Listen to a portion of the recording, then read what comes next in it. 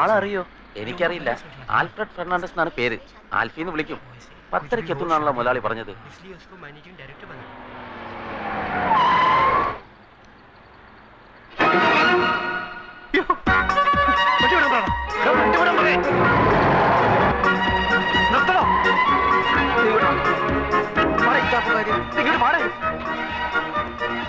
അവിടെ coat suit വിട്ട് ഒരുത്ത നിൽക്കുന്ന കണ്ടില്ലേ? അവനാ എന്റെ അളിയൻ, അവിടുത്തെ മാനേജർ. ഞാനീ മാങ്ങാത്തൊരു ഓർത്തുമില്ല. MD എന്നും പറഞ്ഞ് ഞാനിപ്പോ അവിടെ കയറി ചെന്നാൽ അതോടെ തീരും ഇവിടുത്തെ ചുറ്റിക്കളി. വൈകുന്നേരം വരെ വെള്ളം കോരിട്ട് വൈകിട്ട് കലവിട്ട് ഉടക്കണോടാ. അപ്പൊ പിന്നെ എന്ത് ചെയ്യും? ആൽഫി എന്ന് പറഞ്ഞ ഒരുത്തൻ അവന്മാര് കണ്ടിട്ടില്ല. അതുകൊണ്ട് നീ ആ വേഷം കെട്ടിയാ മതി. അയ്യോ, അവന്മാരെ കണ്ടുപിടിച്ചില്ല. വാ തുറന്ന് ഒരു അക്ഷരം മിണ്ടായിരുന്നാ മതി. എന്ത് ചോദിച്ചാലും ഗമയിൽ തട്ടി മൂളിക്കണം. ഫയല് വല്ല ഒപ്പിട്ടാൻ കൊണ്ടുവന്ന് കഴിഞ്ഞാൽ വീട്ടിൽ കൊണ്ടുപോയി പഠിച്ചിട്ട് തരാമെന്ന് പറഞ്ഞ് എന്റെ കൊണ്ട് തന്നാ മതി. ബാക്കി ഞാൻ നോക്കണം. നമ്മളെ കണ്ടാൽ MD ആയിട്ട് തോന്നുന്നു. നിന്നെക്കാട്ടിലും വിവരം കേട്ടവന്മാർ MDകളായിട്ട് പല സ്ഥലത്തിരിപ്പുണ്ട്. അതുകൊണ്ട് നീ അതിനെപ്പറ്റി ഒന്നും ആലോചിക്കണ്ട. പക്ഷേ നീ ഇങ്ങനെ പോയാൽ ശരിയാവില്ല. നീ ഷർട്ട് അകത്തോട്ട് എടുത്തൂല്. എന്താന്നാണ് ഇത്? കൊല വഴിപ്പിക്കാൻ ചാക്കി കെട്ടി വെച്ചിരിക്കുന്ന.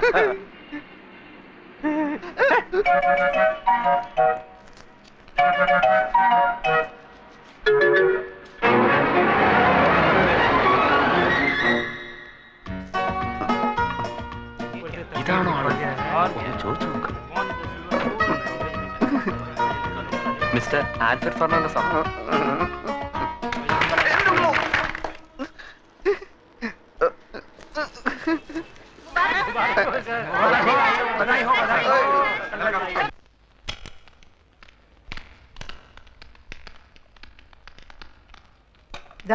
സാരി ഇവിടെ വെച്ചിട്ടുണ്ട്. എല്ലാരും കുറച്ചു നേരം പുറത്തു നിന്നേ. ഡ്രസ് ചേഞ്ച് ചെയ്യണം. നിങ്ങൾ ഇവിടെ നിൽക്കൂ. എന്തിന്? ഈ കുട്ടിയുടെ ഡ്രസ്സ് മാറ്റണം. അതിനൊരാളുടെ സഹായം വേണം. ഹസ്ബൻഡ് നിൽക്കട്ടെ. അത് വേണ്ട, താങ്കൾ വന്ന്. താ വെളിയിൽ പോയേ. സാർ ഇവിടെ നിൽക്കും. 3 പേരും വെളിയിൽ പോകും. സിസ്റ്റർ ഒറ്റയ്ക്ക് ഉടുപ്പ് മാറ്റിയാൽ മതി. അന്തസ്സുള്ള കുടുംബത്തിലെ പെണ്ണ. പെണ്ണുങ്ങൾ തുണി മാറ്റുന്നിടത്ത് ആണുങ്ങൾ നിൽക്കാൻ പാടില്ല. ഭാര്യയുടെ തുണി മാറ്റുന്നിടത്ത് ഭർത്താവിന് നിൽക്കാലോ. അത് ഭർത്താവാണെങ്കിലല്ലേ? നിക്കാം. ഭർത്താവാണെങ്കിൽ നിക്കാം. പക്ഷെ നമ്മൾ നാണോ മാനോളവരല്ലേ? ഞാൻ പോയിക്കോളാം. വെളിയിൽ പോകാൻ പറഞ്ഞു. എത്ര പ്രാവശ്യം പറഞ്ഞ മനസ്സിലാവില്ലേ? ചെയ്യുന്നത് തെമ്മാടിത്തരാണെന്ന് ഓർക്കണം. ഞാനെന്ത് ഇവര് സമ്മതിക്കുന്നില്ല. പിന്നെ ആര്? ഇവര്. അതെ, ഈ കോൺഗ്രസ്സുകാർ എന്തിനാ? നിന്റെ അമ്മൂമ്മയുടെ 2 അങ്ങോട്ടിന് പോവാൻ. എന്റെ കാലിന്റെ അടിയിൽ തീയ. അതിനത് ടൈൽസ് അല്ലേ?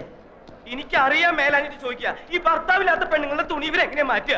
അല്ല, അങ്ങനെ പാടില്ല എന്നാണ് പ്രമാണം. എന്തെങ്കിലും ഒരു അഭിപ്രായം ചോദിച്ചാൽ താൻ തന്റെ വായ തോന്നിയ അഭിപ്രായം പറയാ. ഇയാൾ ചാടി കളിക്കുന്ന കണ്ടാ തോന്നുന്നു ഇയാളുടെ ഭാര്യയുടെ തുണിയാണ് അയാൾ മാറ്റുന്നത്. അയാളുടെ ഭാര്യയുടെ തുണി അയാൾ മാറ്റുന്നത്. നിങ്ങൾക്ക് എന്താണ്?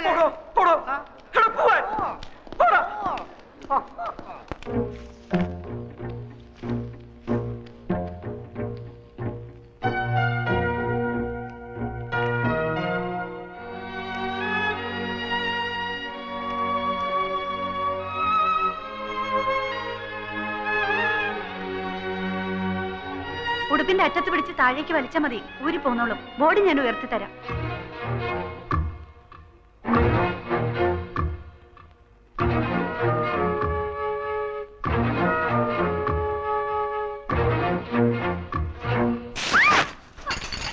എന്റെ പാവാട ഇങ്ങതാടോ. എന്റെ പാവാട ഇങ്ങതാടോ. എന്റെ പാവാട തരാൻ. ഇറങ്ങി പോടോ വെളിയില്.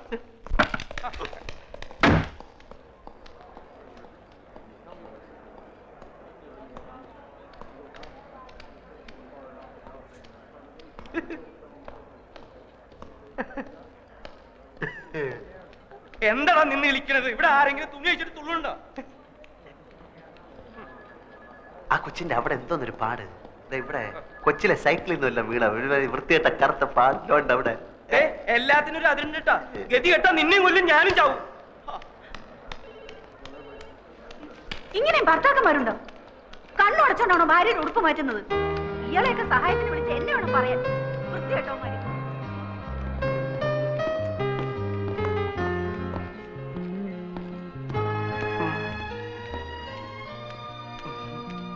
ഇപ്പൊ മനസ്സിലായോ പിള്ള മനസ്സിൽ കള്ളമില്ലെന്ന്? അതിന് നീ നായരല്ലേ? അതേടോ, നല്ല അന്തസ്സുള്ള ഇല്ലത്തെ നായരാ. അല്ലെങ്കിൽ കാണായിരുന്നു. അപ്പൊ അത്ര വിഷമുള്ള ജാതി അല്ല. സർ, ഇതെന്തൊരു പുലിവാല. പാരീസിൽ നിന്ന് ലണ്ടനിൽ നിന്ന് നമ്മുടെ ബയേഴ്സ് ഫോൺ വിളിക്കുമ്പോ MD എന്തൊക്കെയോ പിച്ചും പേയി പറയുകയാണ്. ഇതെന്താ സംസാരിക്കുന്നറിയാൻ ഞാൻ ക്യാബിനിൽ ചെന്നപ്പോ എന്നെയും അയാൾ തെറി വിളിച്ച് പുറത്താക്കി. എടോ ഞാൻ അയാളെ കൊണ്ട് ഇവിടെ വട്ടളയിരിക്കുക. എന്താ ചെയ്യാ, വലിയ മുതലാളിയുടെ മരുമനായി പോയില്ലേ. ആ ചന്ദ്രാമ എന്ത് കണ്ടിട്ടാ വിവരം കെട്ടോനെ കിട്ടിയത് എനിക്ക് ഒരു പിടിയും കിട്ടില്ല. വരുന്നിടത്ത് വെച്ച് കാണാം, അല്ലാതെ. അതായത് സാറിന്റെ കമ്പനിക്ക് എന്റെ കമ്പനിയുടെ തുണി തരാം. കഴിഞ്ഞ 2 കൊല്ലമായി സാറേ ഞാൻ ഇതിനു വേണ്ടി ഇവിടെ കയറി ഇറങ്ങാൻ തുടങ്ങിയിട്ട്. പക്ഷെ മാനേജർ കഴിഞ്ഞ 16 കൊല്ലമായി വേറൊരു കമ്പനിക്കാണ് ഈ ഓർഡർ കൊടുക്കുന്നത്. സത്യം പറയാമല്ലോ സാർ, 5000 രൂപ വരെ കമ്മീഷൻ കൊടുക്കാമെന്ന് പറഞ്ഞതാ. എന്നിട്ടും കാര്യം നടന്നില്ല. വേഗം കൊണ്ടാവനെ, ദാഹിച്ചിട്ട് തൊണ്ട പൊട്ടാറായി.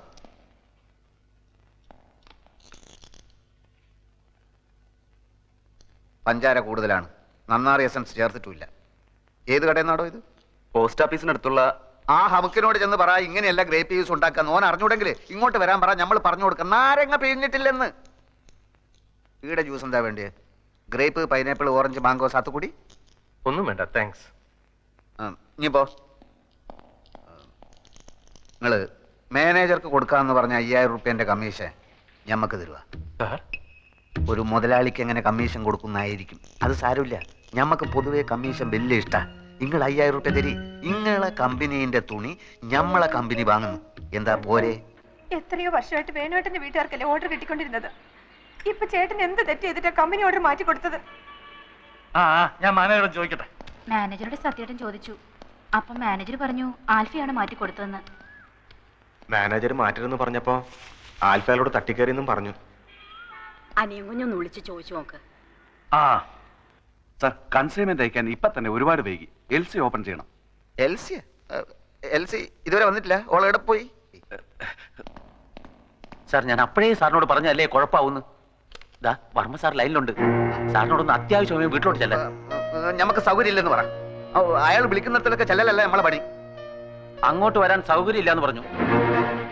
അങ്ങനെ പറഞ്ഞോ? പറഞ്ഞു സാർ. എന്നാ ഞാൻ അങ്ങോട്ട് വരാം. Okay sir.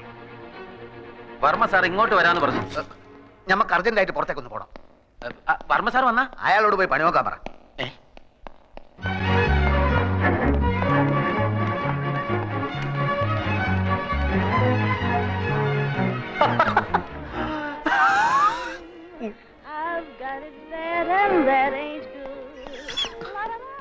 ഇനി ഇവിടെ ഇരുന്ന് സുഖിക്കാണല്ലേ?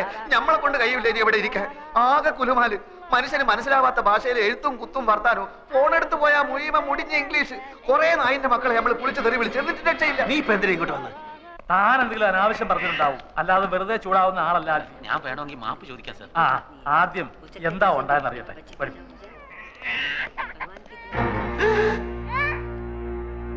5000 രൂപ മാച്ചോട്ട് 60 ലക്ഷത്തിന്റെ ഓർഡർ നീ കൊടുത്താ? മൈമുനെ പളയെടുക്കാൻ പിന്നെ വേറെന്താ വൈ? മൈമുനയുടെ എന്നെ കൊടുത്ത് ഞാനിപ്പോ എന്ത് ചെയ്യും? ഒന്നുകിൽ ആ പണി വേണ്ടത് എന്നിട്ട് കുറെ കാലത്തേക്ക് ലീവ് ഒന്നും എടുക്കേണ്ട കാര്യമില്ല. ആൽഫിയുടെ അറിവുകൾ കൊണ്ട് സംഭവിച്ചതാണല്ലോ. ഇത്രയും നാള് ആ ഓർഡർ കിട്ടിക്കൊണ്ടിരുന്നത് നമ്മുടെ ഇന്ദുവിന്റെ ചേട്ടനാ. പെട്ടെന്ന് ഒരു കാരണവും ഇല്ലാതെ മാറ്റണ്ടായിരുന്നു. അവർക്കും വിഷമമുണ്ട്. എനിക്കത് അറിയില്ലായിരുന്നല്ലോ. മാനേജർ പറഞ്ഞില്ലേ? മാനേജർ ഒരു കാര്യം എന്നോട് തുറന്ന് പറയാറില്ല അങ്കിൾ. ആ മാനേജർ എന്ത് ചോദിച്ചാലും കുറെ പേപ്പർ എടുത്തിട്ട് അവിടെ ഒപ്പിട് ഇവിടെ ഒപ്പിട് എന്ന് പറഞ്ഞുകൊണ്ടിരിക്കും. അത് തനിക്കെങ്ങനെ അറിയാം? താനാരാ? എന്റെ ക്ലോസ് ഫ്രണ്ടാണ്. ഞാൻ എല്ലാ കാര്യവും ഇയാളായിട്ട് ഡിസ്കസ് ചെയ്യായിരുന്നു. ചന്ദ്രനെ കാണാൻ വന്നതാണ്. ഏതായാലും കഴിഞ്ഞതൊക്കെ കഴിഞ്ഞു. ആൽഫിക്ക് വല്ലാതെ ദേഷ്യം വന്നു എന്നൊക്കെ അറിഞ്ഞു. അതാണല്ലോ അയാൾ പോയി പണി നോക്കട്ടെ എന്നൊക്കെ എന്നെ പറ്റി പറഞ്ഞു. മാനേജറുള്ള ദേഷ്യം കൊണ്ട് പറഞ്ഞ. അതെനിക്ക് തോന്നി. ആൽഫി വരൂ, അയാൾ പുറത്ത് നിൽപ്പുള്ളൂ. ഞാൻ വരില്ല. എനിക്ക് അയാളുടെ മുഖം കണ്ട് എന്റെ കൺട്രോൾ പോകും. അതെന്താ? എന്നോട് ക്ഷമിക്കണം, ഞാൻ അയാളെ കാണില്ല. ഞാനയാളെ കാണില്ല. എനിക്ക് അയാളെ കാണണ്ട. അയാൾ മാപ്പ് പറയാനാണ് വന്നത്. കുറ്റവാളികൾക്ക് മാപ്പ് കൊടുക്കുന്ന വകുപ്പ് എന്റെ നിയമപുസ്തകത്തിലില്ല. അയാളെ തല്ലാനായി എന്റെ കൈകൾ ധരിച്ചപ്പോഴാണ് ഞാൻ ഇറങ്ങി ഓടിയത്. വീണ്ടും അയാളെ ഇവിടെ വെച്ച് കണ്ടാൽ എനിക്ക് അയാളെ കണ്ട. എനിക്ക് അയാളെ കണ്ട. ഞാൻ മാനേജ് ചെയ്തോളാം. എനിക്ക് അയാളെ കണ്ട. ഞാൻ മാനേജ് ചെയ്തോളാം. ഓക്കെ, ഞാനില്ല ഇവിടെ. ഓക്കെ, എനിക്ക് അയാളെ കണ്ട. ഞാൻ വിചാരിച്ചത് ശരിയാണ്. തന്റെ ഉള്ളു കുഴപ്പങ്ങൾ. ഇനി എന്തെങ്കിലും പ്രശ്നം ഉണ്ടായാൽ താൻ എന്നെ അറിയിച്ചാൽ. എന്റെ കയ്യിൽ തെറ്റുണ്ടെങ്കിൽ ഞാൻ മാപ്പ് ചോദിക്കാം സാർ. എനിക്ക് അയാൾ ആകെ ടെൻസ്ഡ് ആയിട്ട് നിൽക്കുകയാണ്. മാപ്പ് ചോദിക്കുന്നതൊക്കെ ഓഫീസിൽ വെച്ച് സൗകര്യം പോലെ മതി. ഇല്ല സാർ, ഓഫീസിൽ മറ്റു സ്റ്റാഫുകളുടെ മുന്നിൽ വെച്ച് ഇൻസൾട്ട് ചെയ്താൽ എനിക്കത് മാനക്കേടാണ്. ഇവിടെ വെച്ചാവുമ്പോ എന്ത് വേണമെങ്കിലും പറഞ്ഞോട്ടെ. തല്ലുന്നെങ്കിൽ തല്ലി. മിസ്റ്റർ രവീന്ദ്രൻ, സാറ് സൈൻ ചെയ്താലേ അക്കൗണ്ടന്റ് പണം അടയ്ക്കൂന്ന് പറഞ്ഞു. സാർ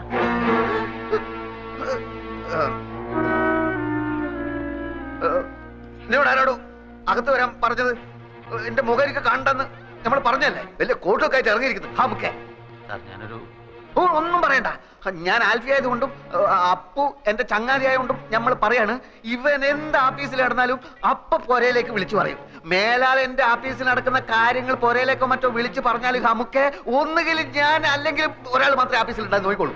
സാർ ചന്ദ്രാമയോട് ചോദിക്കും സാർ. 9 വർഷമായി ആത്മാർത്ഥമായി ജോലി ചെയ്യാണ് ഞാൻ. ഒരു കംപ്ലൈന്റും കേൾപ്പിച്ചിട്ടില്ല. ഇക്കുട്ടി നിങ്ങൾക്ക് എല്ലാവർക്കും പറ്റിക്കാൻ പറ്റും. കാരണം ഓള് പാവ കിടക്കുന്ന കടപ്പ് കണ്ടില്ലേ, ഭയത്തടി വെട്ടിട്ട പോലെ. എന്റെ പൊന്നും കട്ടെ മോളെ, എന്നെ ഓർമ്മിച്ച് നമ്മൾ ഇയാളെ വെറുതെ വിടുന്നു. എന്റെ മുമ്പിൽ നിന്ന്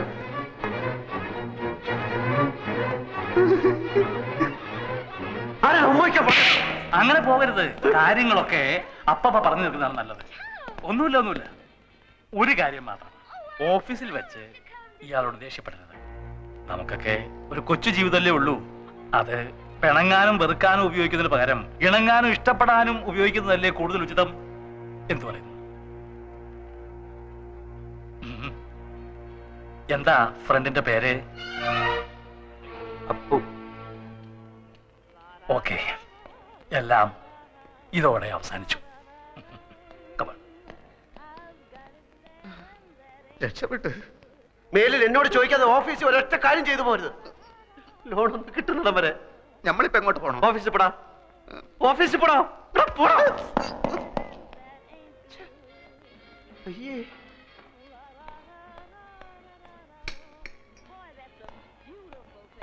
അയ്യേ, ആ വിവരം കേട്ടവൻ ഇങ്ങനെ കയറി ഉമ്മ വെക്കുമെന്ന് ഞാൻ വിചാരിച്ചില്ല.